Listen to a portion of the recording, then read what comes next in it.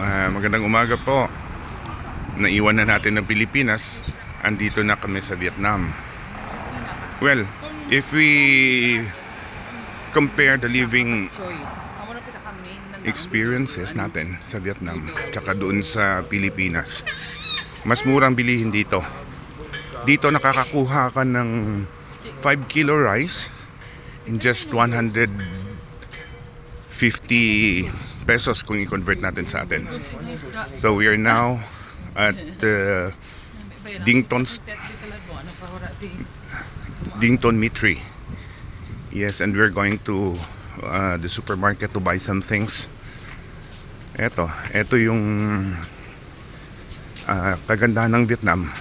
Kasi kahit nasa city center, puno pa rin ng punong kahoy. Dito inalagaan nila mga punong kahoy, pero sa atin, para lang ma-accommodate ang interest ng mga politiko, sinasabi nilang they're building infrastructures, pero they're destroying the environment. Dito hindi pwede. Sa Vietnam, kung may itatayong building, dapat nauna muna ang green space.